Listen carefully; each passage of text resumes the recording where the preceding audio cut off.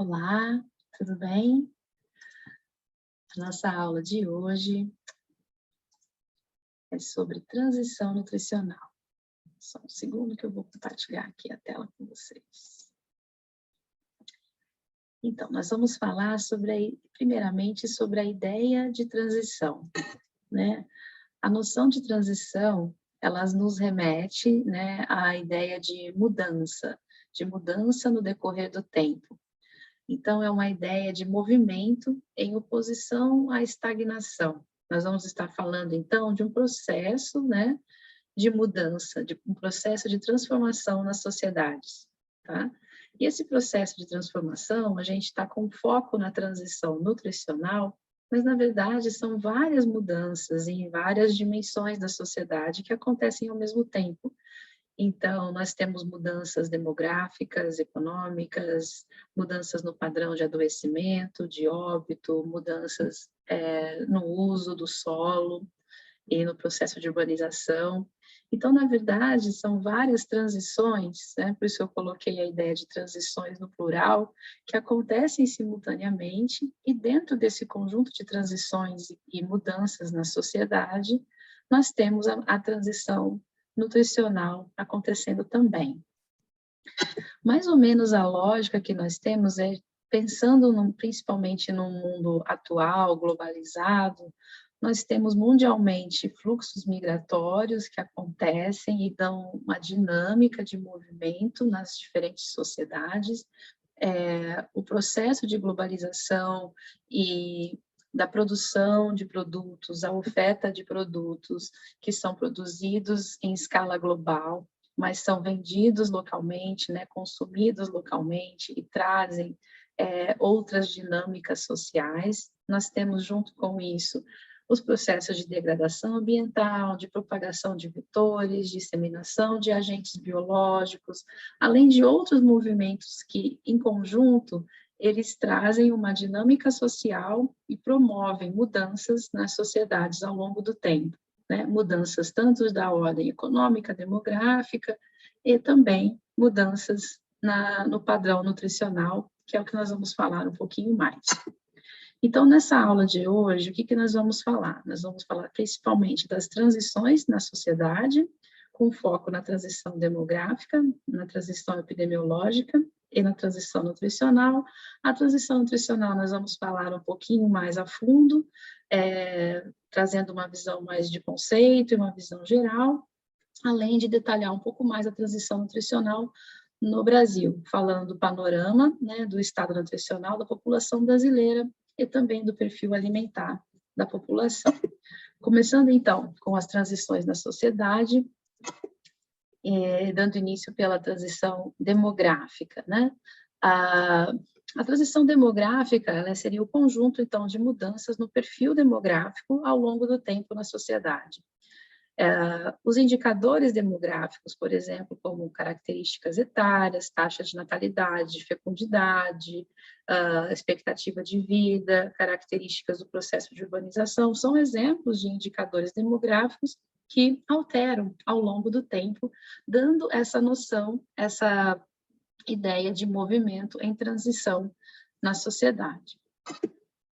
Aqui a gente tem, por exemplo, a pirâmide etária, né, brasileira, em dois momentos distintos. Então, nós temos no ano aqui em 1980 e em 2010. E se a gente observar, as mudanças são bastante nítidas, né? Na década de 80, nós tínhamos uma base da pirâmide mais alargada, então nós tínhamos uma população brasileira mais jovem, né? Com maior número de crianças e jovens e poucos idosos na população. Decorrendo esse tempo, né, de 3 décadas, chegando em 2010, a gente já tem uma pirâmide com uma base mais estreita, né, e um número de idosos substancialmente maior, né, superior ao período anterior, né, o centro da pirâmide também mais abaulado, né, mostrando mudanças no perfil etário da população brasileira. Aqui nós temos um exemplo das mudanças em termos de expectativa de vida no Brasil.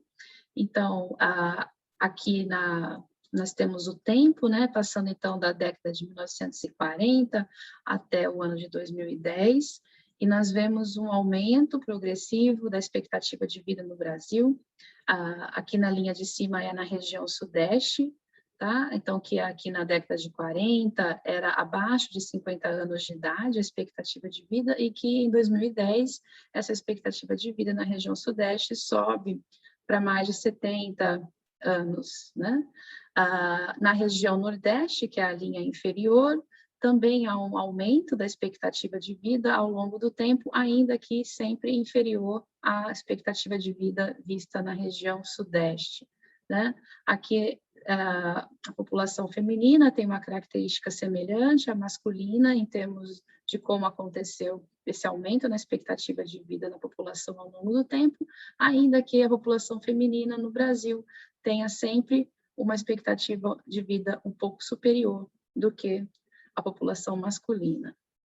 E essa expectativa de vida, ela muda, né, ao longo do tempo no Brasil, e o Brasil está inserido num contexto mundial mais amplo, né? Então, aqui nesse mapa, a gente tem a expectativa de vida em adultos, espacializada em nível global, e a gente vê que o Brasil, então, com uma expectativa de vida geral em torno de 60 a 67 anos, que é semelhante aos Estados Unidos, México, outros países da Europa e Ásia, mas nós temos outros países, até mesmo aqui na América do Sul, com uma expectativa de vida maior que no Brasil, né? E também na América do Norte, como no Canadá, aqui, por exemplo. Então, isso dá uma ideia para nós de que esse processo de transição demográfico, ele acontece no Brasil e também acontece globalmente, em ritmos diferentes em vários, nos vários países do globo. A transição demográfica, então, ela traz essa ideia de transformação na demografia ao longo do tempo, e fica para a gente a pergunta, né, de quais são os fatores que determinam essa transição, né? Por que essa transição acontece? E, na verdade, existe um mosaico, né, de aspectos interligados entre si que influenciam as condições de vida na sociedade e fazem com que esses indicadores demográficos se alterem ao longo do tempo. Alguns exemplos de fatores seriam, por exemplo, o aprimoramento do saneamento, redução da pobreza, acesso a serviços em linha geral, em especial serviços de educação e serviços de saúde, que isso acaba gerando mudanças importantes na sociedade, fazendo com que esses indicadores demográficos também se alterem. E já que nós temos essas alterações na demografia, né, como eu comentei, elas não acontecem isoladamente, também há modificações em outros padrões sociais. Então, nós podemos falar na transição epidemiológica, que seria o conjunto das mudanças nos padrões de adoecimento e óbito ao longo do tempo na sociedade. Quando nós pensamos em transição epidemiológica, o que vem para nós, né, o que traz de pergunta para nós é de que as pessoas adoecem na sociedade, né? Quais são as causas de morte mais frequentes, né, nesse determinado grupo populacional? E aí, então, nós paramos para olhar para a transição epidemiológica para buscar entender um pouco mais sobre esses padrões.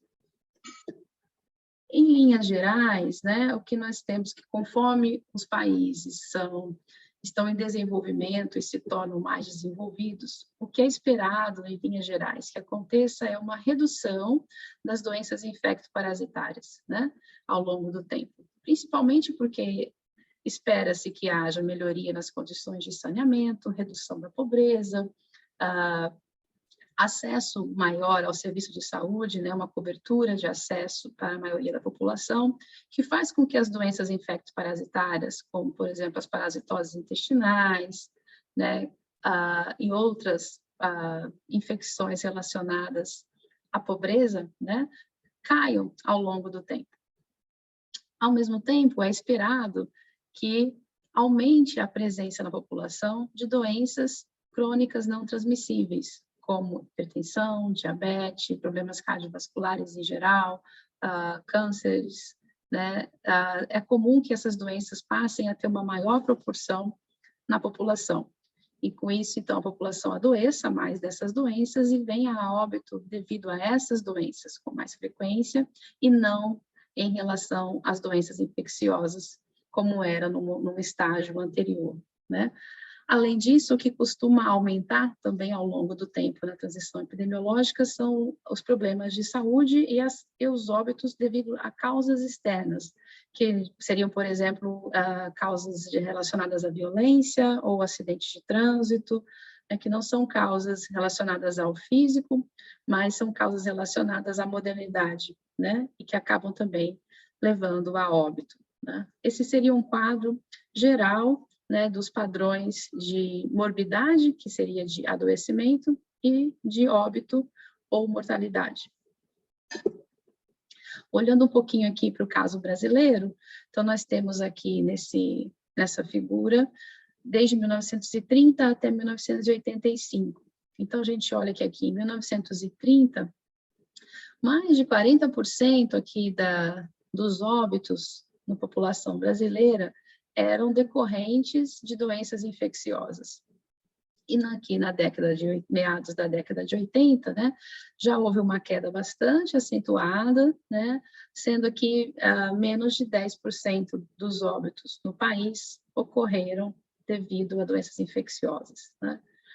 Por outro lado, nós temos um aumento progressivo das causas de óbito relacionadas a problemas cardiovasculares, um aumento aqui das neoplasias, né, e também das causas externas.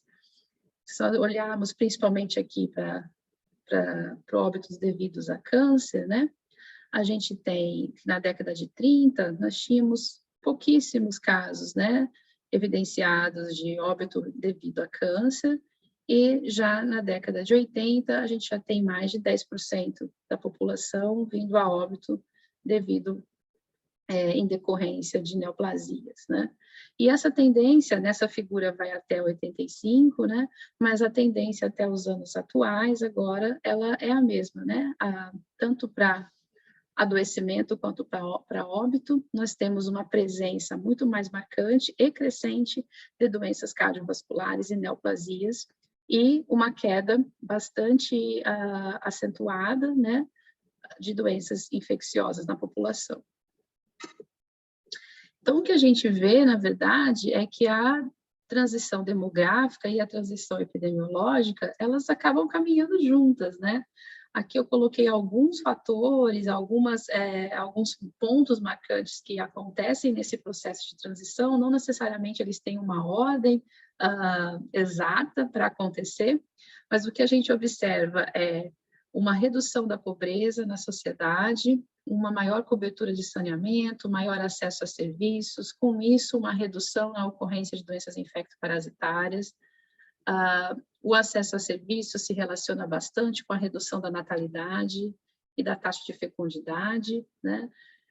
Nós passamos a ter um maior envelhecimento da população, uma expectativa de vida maior. Com esse envelhecimento da população, a gente também tem uma maior presença, né, em termos proporcionais das doenças crônicas não transmissíveis no país, né? E ao mesmo tempo que a gente tem, vamos dizer, algo positivo, que é a redução das doenças infecto-parasitárias, né? E que esse resultado positivo, ele vem da urbanização, da industrialização, também ao mesmo tempo há desmatamento, a recessão econômica, aumento das desigualdades sociais, e com isso a gente pode vir a ter a persistência de algumas doenças infecto-parasitárias, principalmente em bolsões de pobreza que nós temos no país, ou regiões específicas, ou mesmo vir a ter a reemergência de algumas doenças infecto-parasitárias que pareciam, em um determinado momento, que iam, né, deixar de acometer a população, mas que podem voltar a surgir a depender dessa recessão econômica e de outros processos que acontecem de forma dinâmica na sociedade, né? A ideia que eu quis mostrar para vocês aqui é principalmente de que essas transições, né, elas estão interligadas, né? Que a transição epidemiológica e a demográfica, elas acabam tendo uma interface entre elas. Aqui eu coloquei um quadro tentando sistematizar um pouco essa ideia.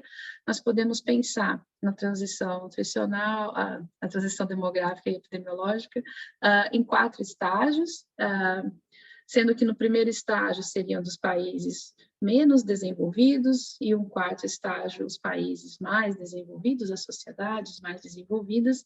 Então, num primeiro momento, essa sociedade teria uma fecundidade alta, uma grande proporção de crianças, uma mortalidade alta também, uma proporção alta de doenças infecto-parasitárias e de mortes devido a essas doenças, expectativa de vida mais baixa, baixa presença de doenças crônicas não transmissíveis, até porque a população mais idosa é bem baixa também nessa fase, né?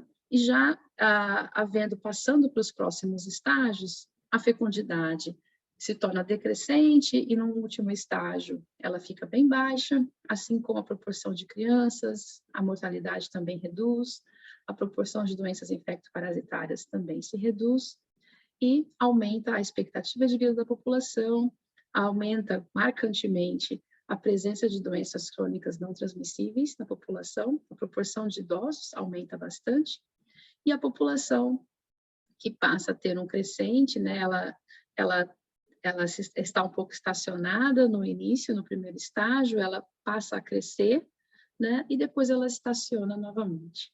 Então, essa ideia de mesclar essas transições, né, epidemiológica e demográfica. Vamos falar um pouquinho agora, então, da transição nutricional, que ela também é decorrente da demografia e dos outros, e também se relaciona com os processos de adoecimento e óbito. Então, a transição nutricional, em termos de conceito, né, ela é o conjunto de mudanças no perfil nutricional da população ao longo do tempo. As perguntas, né, esse processo de transição, quando nós olhamos para ele, a gente tenta responder, são perguntas, por exemplo, quais os problemas nutricionais mais frequentes na população? Como é a frequência, né, de problemas carenciais e problemas de excesso nutricional, como obesidade e sobrepeso. Além de pensar sobre os problemas nutricionais, a gente pode pensar no padrão alimentar da população. Como que é o consumo alimentar dessa população? Ele é o mesmo ao longo do tempo? Ele muda? Ele tem mudado, né? Todas essas questões, elas fazem parte da compreensão, né, que nós estamos chamando de transição nutricional. Olhando mais uma vez de maneira geral, né, de forma análoga ao que a gente viu para a transição epidemiológica, ao mesmo tempo que diminuem ao longo do tempo as doenças infecto-parasitárias, é esperado que os déficits nutricionais também diminuam ao longo do tempo. Então, desnutrição por déficit de peso, desnutrição por déficit de estatura, principalmente, são déficits de energia e de desnutrição energético-proteica que são esperados que apareçam em menor proporção na população ao longo do tempo, conforme o país, né, ou a sociedade vai passando por esses estágios de transição. Ao mesmo tempo, o que a gente observa é um aumento crescente de sobrepeso e obesidade na população. Isso principalmente associado a mudanças no padrão de alimentação, mudanças no padrão de atividade física, mudanças no consumo de alimentos também nos países, devido a várias questões maiores, né? Então, eu coloquei aqui também, o que é bastante comum nesse processo é o aumento do consumo de alimentos ultraprocessados, que também está bastante presente, né, quando nós observamos essa história de transição em diferentes sociedades. Claro que cada sociedade vai ter as suas particularidades, mas de uma maneira geral, nesse processo de transição nutricional, de maneira mais marcada, é esperado uma redução dos déficits nutricionais e aumento de sobrepeso e obesidade. Então, pensando também em 4 estágios, né? Quais seriam os marcadores, né, dessa transição nutricional? Então, no primeiro momento, onde nós teríamos os países menos desenvolvidos, né, em comparação a um quarto momento, onde os países estariam mais desenvolvidos. Então, nesse primeiro momento, a desnutrição em adultos ela é bastante presente, assim como o déficit de peso, de estatura em crianças, obesidade não é muito presente, né, nesse primeiro momento. Déficit de micronutrientes, como deficiência de vitamina A, ferro, costumam ser bastante elevados, ou até mesmo desconhecidos, e a insegurança alimentar e fome também bastante alta, nesse momento 1. Conforme o processo de transição vai acontecendo e os estágios vão sendo passados, a gente tem uma redução, né, da desnutrição em adultos, chegando a se tornar bastante baixa, no estágio 4 ou praticamente inexistente. O déficit de peso em crianças também reduz. O déficit de estatura reduz de maneira mais lenta, mas também no estágio 4 passa a ser praticamente inexistente ou existe numa proporção extremamente baixa. Já a obesidade em adultos aumenta, né, ao decorrer desse processo, chegando no estágio 4, bastante marcante a presença de obesidade em adultos. A obesidade em crianças e jovens, ela também tende a aumentar ao longo do tempo. O déficit de micronutrientes e a insegurança alimentar tendem a decrescer, mas são questões que vão depender, né, bastante de momentos, né, como eu comentei antes, né, da recessão econômica, das desigualdades sociais, né, num país desenvolvido, né, com bastante recurso social disponível, a tendência é que esses déficits nutricionais eles se estacionem, né, eles sejam decrescentes e depois parem num nível estacionário, e a insegurança alimentar que ela decresça, ou totalmente, ou que ela chegue numa situação bastante baixa e estacione. Pensando em termos globais, esse mapa traz para a gente a prevalência de obesidade, né, em diversos países do globo, obesidade medida pelo índice de massa corporal acima de 30 quilos por metros quadrados. Nós temos aqui o Brasil no estágio 3 em relação a outros países, né? Assim como a gente tem o Canadá e muitos países aqui da Europa e Ásia. Os países de cor mais clara são os países onde nós temos menos obesidade atualmente, então alguns países aqui do continente africano e sudeste asiático. E os países, então, em cor mais azul escura seriam onde nós temos a maior prevalência de obesidade em termos mundiais, né? A gente tem aqui os Estados Unidos, mas também temos aqui na América do Sul, né, o Chile, principalmente, que destaca, e outros países no globo. A ideia de mostrar para vocês a visão global, né, é mostrar que, ok, a gente olha para o Brasil, a gente pensa na sociedade que nós conhecemos mais por estarmos aqui, mas que esse processo de transição, ele está acontecendo globalmente, né? E acontece em todas as localidades. Eu trouxe esse mapa também porque ele traz, né, o consumo de bebidas açucaradas, né, como os refrigerantes e outras bebidas adoçadas industrializadas no mundo. E ele acaba sendo um mapa que se aproxima muito com o anterior de obesidade, porque corresponde, né, os países onde a gente tem o maior consumo de bebidas açucaradas também são os países que nós tendemos a ter maior obesidade, né? Então, a gente tem já aqui nas Américas, né, um consumo de bebidas açucaradas bastante elevado, né? O Brasil está aqui na penúltima categoria. E os países de cor mais clara, novamente aqui Sudeste Asiático e alguns países no continente africano, onde o consumo de bebidas açucaradas é mais baixo, né? Então, vamos falar um pouquinho mais agora da transição nutricional no Brasil, de maneira um pouco mais detalhada, falando do panorama do estado nutricional antropométrico e também do consumo alimentar, né, do perfil alimentar da população. Aqui, essa figura, esse gráfico, ele mostra para a gente a transição nutricional com base em dados antropométricos dos brasileiros adultos, tá? Então, com base no índice de massa corporal, em proporção de peso para estatura, tá?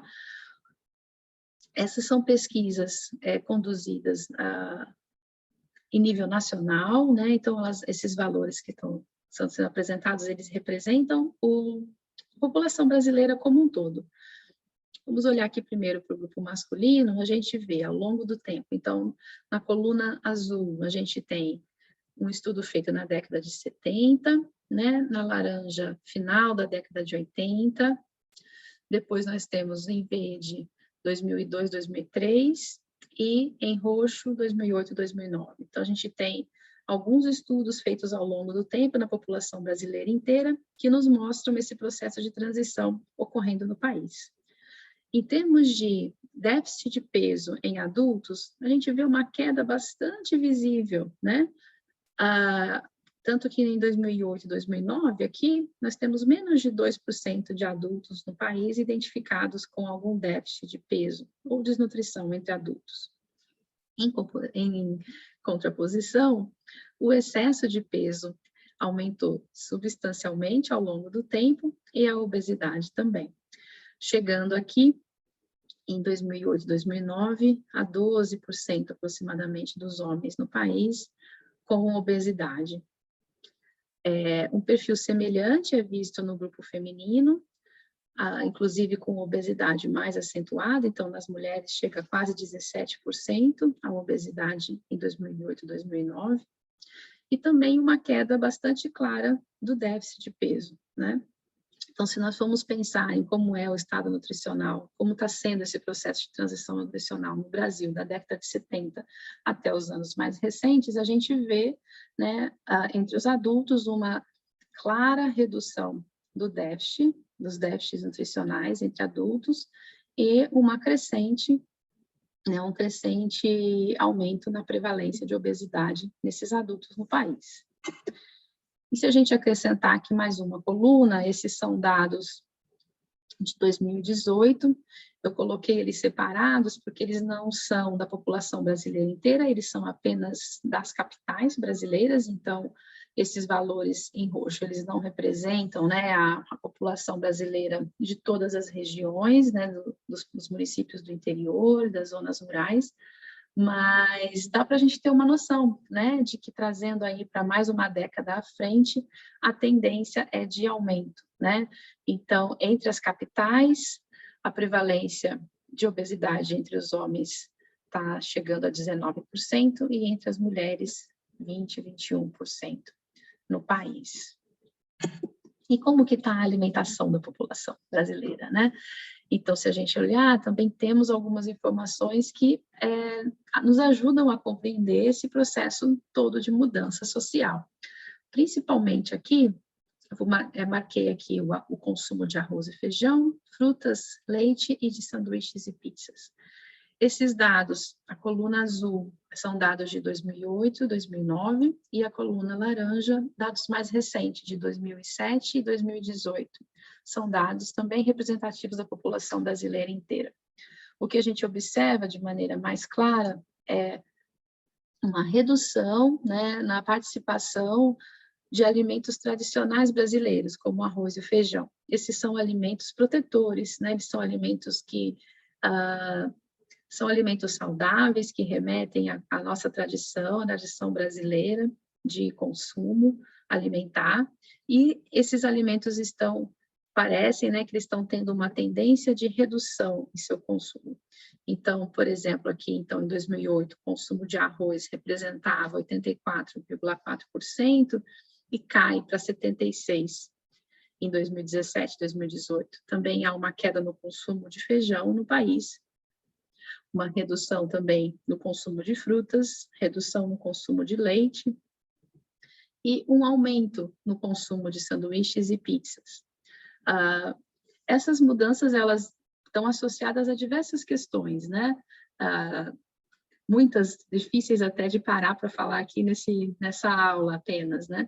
Mas o que a gente percebe é que a população começa a consumir alimentos fora de casa com mais frequência, fora de casa, muitas refeições completas que tendiam a ser baseadas em arroz e feijão, passam a ser baseadas em sanduíches, salgados e outras refeições que não são refeições mais tradicionais no país, e isso pode estar sendo uma das causas aí, das razões para esse aumento na obesidade, né, dentro do processo de transição da aumento da obesidade no país. Assim, é uma das causas, não dá para dizer que é a única, tem muitas outras coisas aí envolvidas, mas é um dado bastante marcante e que preocupa, né, em termos de saúde pública. Então, o que nós temos, né, de cenário de transição nutricional no Brasil atualmente?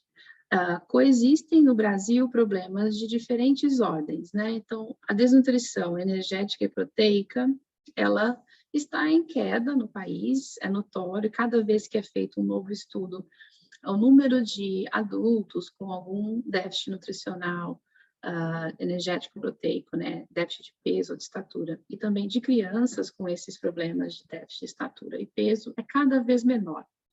Porém, ainda é presente, né? Então, é cada vez menor, mas está presente, principalmente nas regiões mais pobres do país, né? Então, por exemplo, é muito comum a gente ver uma prevalência maior desses problemas de desnutrição infantil em regiões como Baixada Fluminense, aqui no estado do Rio de Janeiro, em populações socialmente diferenciadas, como populações indígenas, populações quilombolas, que têm menos acesso a recursos. Então, são várias questões, né? São vários grupos populacionais dentro do país onde a desnutrição ainda é presente. E trazendo, né, para uma situação mais atual, onde nós estamos vivendo o processo da pandemia acontecendo e outros processos, né, de crise política, mesmo anterior à pandemia no Brasil, que podem fazer com que esses problemas de desnutrição voltem a emergir no país, né? Uma vez que a gente tem uma marcante crise econômica, política acontecendo, que faz com que as desigualdades sociais, os problemas de recessão econômica tenham uma presença maior na sociedade e possam vir a ter um impacto também na ocorrência de problemas de desnutrição na população. Além da desnutrição energética e proteica, nós temos outros problemas carenciais em nutrição no país, principalmente a deficiência de vitamina A e de ferro entre os brasileiros é bastante elevada e persistente, né, que a gente comenta. São feitos vários estudos e sempre que os estudos são feitos, eles encontram uma prevalência elevada de deficiência de vitamina A e ferro. Isso independente do crescente da obesidade e do sobrepeso, que tem crescido em todas as faixas etárias e em todos os estratos sociais no país.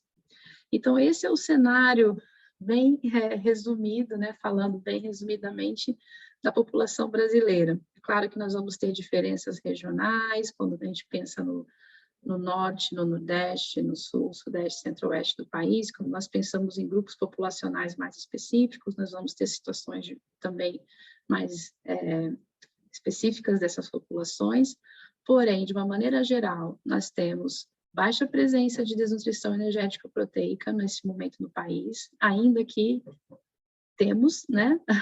Mas ela é proporcionalmente pequena e mais localizada em locais mais pobres. Temos uma marcante presença de deficiência de vitamina A e de ferro no país, ainda que tenham bastantes programas sendo feitos, né, para tentar combater essa deficiência, nós ainda temos ela no país bastante marcante, de forma persistente, e a obesidade e o sobrepeso estão crescentes, né, em todos os espaços e grupos no país. Quando a gente fala em todos os espaços e grupos, realmente eu estou falando de todos, né? A gente pensa às vezes, será que a presença de obesidade ela acontece apenas nas populações mais ricas dentro do país, né, dos estratos socioeconômicos mais elevados? Não, né? O que a gente tem observado no país é a população toda tendo uma presença de obesidade e sobrepeso bastante alta. Às vezes, numa mesma casa, você pode ter crianças com desnutrição, com déficit de estatura para a idade, e adultos com excesso de peso, né? Então, é bastante complexo, na verdade, todo esse movimento. A gente tenta trazer, né, de maneira didática, essa ideia, né, de observar o processo de transição, mas há uma diversidade muito grande de contextos no Brasil, né? E com isso, os impactos dessas mudanças sociais, eles são diferentes nas diferentes regiões, nos diferentes grupos que nós temos, né? Eu vou trazer para vocês, para a gente olhar um pouquinho, dois estudos de caso feitos, um com uma população indígena amazônica e outro com uma população camponesa, de agricultores familiares em Petrópolis, para tentar trazer para vocês essa discussão de que o processo de transição, ele acontece em nível mais macro, no país como um todo, mas quando a gente olha para dentro, né, do país e olha para grupos específicos, para populações socialmente diferenciadas, a gente vê o processo acontecendo também e, às vezes, com características específicas. Vamos dar uma olhada aqui. Aqui vou comentar com vocês, então, um trabalho que eu desenvolvi com a população indígena Suruí, que é uma etnia de Rondônia, né, região da Amazônia brasileira, no ano de 2005. Então, eu passei alguns meses nas aldeias em Rondônia, e nós coletamos, eu junto com a equipe de trabalho que foi para lá, coletamos dados antropométricos, né, da população toda, incluindo crianças e também os adultos. Então, nós coletamos dados de peso, estatura, algumas medidas de composição corporal, e eu vou mostrar para vocês um pouquinho do resultado que nós encontramos. Esse é acho que é um dos resultados principais, mostrando o estado nutricional dos adultos da população Suruí, e a gente vê uma presença marcante de obesidade, principalmente entre as mulheres. Então, entre as mulheres, aí 24,5%, em 215 do conjunto de adultos, né? Então, eram 106 mulheres, 109 homens.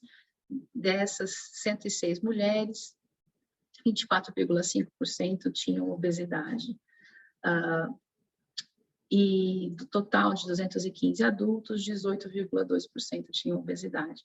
Esses valores são valores superiores aos valores encontrados para a população brasileira como um todo, né? Principalmente os valores, esse valor para as mulheres chama muito atenção, né? Que a presença da obesidade entre elas é muito elevada e maior do que aquela que seria esperada para a população de mulheres adultas no Brasil como um todo.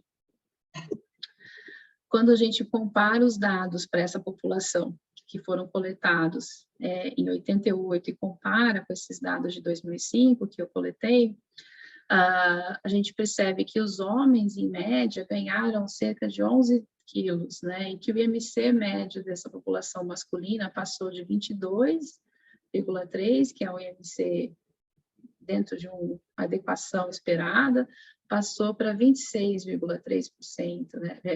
Desculpa, 26,3 quilos por metros quadrados. Então, um aumento bastante amplo, né? Bastante de magnitude bastante ampla, também no IMC. E uma situação semelhante com as mulheres, né? Que elas ganharam, em média, 8,6 quilos, e o IMC passou de 23,4 para um IMC médio de 27,1 nessa população. Isso é muita coisa, né? Se a gente for pensar em termos de sociedade, né? É uma sociedade que ela tinha um perfil antropométrico no final da década de 80 e, de repente, nós voltamos lá, né, em 2005 e a gente encontra marcantemente um perfil antropométrico com marcante de excesso nutricional que não era presente anteriormente. E isso a gente não vê só através dos adultos, né? A gente tem dados das crianças, então, entre as crianças, a gente identificou um alto percentual de desnutrição e a obesidade emergente, né? Então, entre as crianças de 0 a 5 anos, 31% das crianças tinham algum déficit de estatura, né? Enquanto nessa mesma época de 2005, para a população de crianças no Brasil, esse percentual de déficit de estatura era bem baixo já chegando a 5% no máximo, né, principalmente nas regiões mais desenvolvidas do país. A gente tem, então, dentro dessa população específica, na Amazônia, 30%, né, 31% das crianças com déficit de estatura para a idade, né? Então, nós estamos falando aí numa data de 2005, em que, em termos nacionais, a gente não esperaria ter desnutrição acometendo um percentual tão grande de crianças, mas quando a gente olha numa escala menor, numa população específica, a gente encontra uma presença bastante elevada de desnutrição. A desnutrição também estava presente nessa população por déficit de peso em cerca de 12% das crianças de 0 a 5 anos, e chama bastante atenção que a gente identificou excesso de peso em poucas crianças relativamente, cerca de 4% das crianças de 5 a 10 anos, mas isso é algo emergente, né, e inesperado, porque no estudo anterior, feito no final da década de 80, não havia nenhuma criança nessa população com excesso de peso. Então, e nesse momento que nós chegamos lá, apareceu, né, um grupo de crianças já com excesso de peso, ainda que a gente tenha muitas ali com déficit de peso e desnutrição, a gente também tinha crianças ali com excesso nutricional, né? E além disso, cerca de 80% das crianças maiores de 6 meses de idade com anemia por deficiência de ferro, né? Então, quando a gente olha para um panorama, né, de uma população específica como essa, diferenciada socialmente, as perguntas que esses dados nos geram são diversas, né?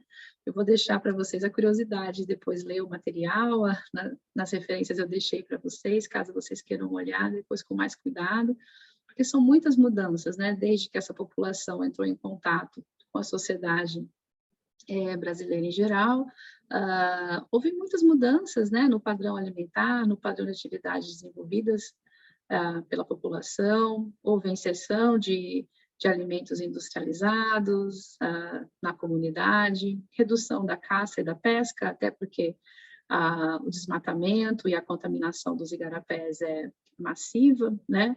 Então, as atividades de pesca, caça, elas acabam desaparecendo, e aí você tem a inserção de alimentos industrializados, biscoitos, bebidas adoçadas, e faz com que uma população como essa se insira no processo de transição nutricional, talvez de maneira até mais intensa, né, do que a população brasileira em geral, né? Então, essas são o que eu quis trazer como exemplo, né, da gente sair da escala nacional e ir para uma escala local e poder olhar esse processo de transição acontecendo e refletir, né, na possibilidade de você ter um processo acontecendo em termos, né, no âmbito nacional, mas também você tem outros processos menores, mais intensos, menos intensos, mais rápidos, menos rápidos, em diferentes estágios acontecendo numa escala menor, né? Eu trouxe um outro estudo ainda, é o último que eu vou falar hoje, que é um trabalho que eu fiz com a população então, de agricultores familiares na região serrana do Rio de Janeiro, em 2008. Eu morei na região por cerca de 1 ano e durante esse período nós coletamos dados também antropométricos, né, de cintura, peso, estatura, além de informações sobre o consumo alimentar, sobre as atividades agrícolas e das atividades físicas feitas, né, na região. Vou contar um pouquinho para vocês do que a gente encontrou também. De maneira semelhante ao que a gente até tem encontrado em outras situações, entre essas famílias de agricultores de Petrópolis, a gente teve marcante presença de obesidade, principalmente entre as mulheres, né? Então, cerca de quase 30% das mulheres dessas famílias agricultoras foram classificadas como obesas, né? E na população total, então, de adultos, 173 adultos, 19, né, quase 20% de obesidade. Chamou bastante atenção, né, esses valores, por serem bastante superiores às prevalências nacionais, né? E ficou a pergunta, né, de por que essa presença tão marcante de obesidade nessa população, em especial entre as mulheres. Dentre diversos fatores, né, que estão associados a esses números, eu trouxe um pouquinho para vocês do que a gente discutiu nos trabalhos. que principalmente houve muitas mudanças na prática agrícola ao longo do tempo nessa população, né? Atualmente, eu destaquei, né, que pouco é plantado para o consumo, né? Aqui é uma fala de um dos agricultores em entrevista, que a gente planta o que vende, o que tem gente que compra. Outras coisas a gente não planta, porque é desmazelo mesmo, né? É uma fala bem marcante de um dos agricultores comentando que ele não planta para consumo, né? Eles plantam para a venda. E com isso eles se tornaram bastante especializados, né? E pararam de plantar variedade de cultivos, né? E se especializaram muitos, né? A maioria dos agricultores se especializou em um cultivo específico. E com isso pouco é consumido daquilo que eles plantam, porque o cultivo é pouco variado, então não tem uma diversidade que estimule o consumo caseiro, né? Uma outra fala de um outro agricultor é que a gente vê brócolis o dia inteiro, mas não me pergunta quantas vezes tem brócolis em casa. A gente fica enjoado. Quando chega em casa, não quero ver mais brócolis na minha frente. Eu acho uma fala bastante até humorada, bem humorada desse agricultor, comentando, né? Era uma família que o produto deles de venda, né, específico era brócolis, né? Então, o quanto desse brócolis é consumido? Extremamente pouco. Mas então vocês consomem outra coisa que vocês plantam? Não, a gente não planta mais outras coisas, né? Então, essa é um detalhe aí de mudanças, né? Já que nós estamos falando de processos de mudança, então eu trouxe esse processo de mudança na prática agrícola como misturado, né? Ele pode estar misturado com esse processo de transição alimentar e nutricional nessa população. É claro que não dá para dizer que esse processo é o único, né? A única razão, mas o que nós identificamos nesse estudo é que um dos determinantes possíveis para obesidade que estava sendo observada nesse grupo pode ser as próprias mudanças na prática agrícola. Além dessa questão do consumo alimentar, a gente tem que, devido a mudanças da prática agrícola, existe pouco tempo das famílias que não é dedicado ao trabalho, né? Pouco tempo, a maioria do tempo, a maioria do dia é alocado, a maioria do tempo diário é alocado com atividades de trabalho. Atividades como de não trabalho, como cozinhar, como plantar para o consumo, ou qualquer outra atividade social, fica totalmente em segundo plano, e a maioria das vezes não acontece. E isso é bem diferente do que era antigamente, né?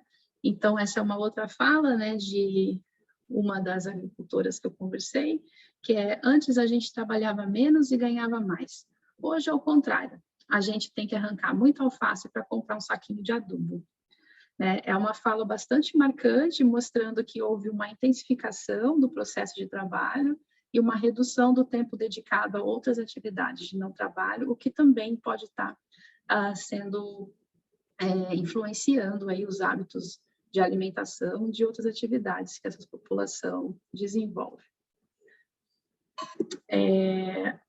Vou deixar para vocês 2 perguntas para reflexão. Então, uma delas, é correto dizer que o processo de transição nutricional pode ocorrer de forma distinta em diferentes países? E a outra, é possível em um mesmo país haver diferentes etapas de transição nutricional acontecendo simultaneamente? Depois de ouvirem essa palestra, o que vocês acham, né?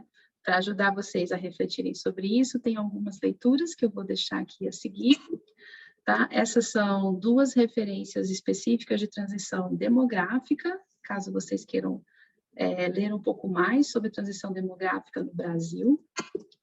Aqui são referências específicas de transição epidemiológica, não necessariamente transição nutricional, mas comentando sobre as causas de óbito e de adoecimento no Brasil. Caso vocês não tenham como ler todas, eu destaquei 2 aqui com outra cor, que acho que são 2 que abrangem bastante daquilo que eu comentei com vocês aqui durante a minha fala. Essas já são referências específicas de transição nutricional. Esse autor que está destacado aqui é o Malaquias Batista Filho, Ele é um dos principais autores que escreveu sobre transição nutricional no país, né?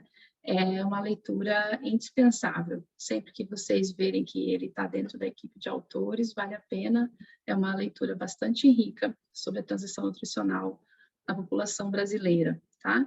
E eu destaquei aqui embaixo também as pesquisas de orçamento familiar do IBGE, tá? São várias tabelas, várias informações que o IBGE disponibiliza. Não se preocupem em ler todos os detalhes metodológicos, mas é importante que vocês acessem esses materiais para que vocês vejam é de lá que saem essas informações todas sobre o estado nutricional da população atualmente. Então, vale olhar, pelo menos superficialmente, esse material, tá? E aqui, por último, eu deixei as referências dos estudos de caso que eu citei para vocês, tá? Tanto dos estudos de caso com a população indígena Suruí, que é que eu trabalhei esse artigo junto com outra equipe no American Journal of Human Biology, foi publicado em 2008. Também tem esse material em português, eu posso disponibilizar para vocês, ele não está publicado, mas a gente pode ver como disponibilizar, que esse artigo aqui é apenas na língua inglesa. Esse artigo é o dos agricultores de Petrópolis, é uma leitura bem tranquila, e aqui é sobre as crianças Suruí. Eu faço parte desse artigo, mas foi um outro colega que puxou, né, que é o primeiro autor dessa publicação. Tá bem? No mais, é isso. Fiquem bem. Deixo para vocês aqui meu e-mail e também meu @, caso vocês tenham alguma dúvida e queiram entrar em contato. Tá bem? Obrigada e até a próxima.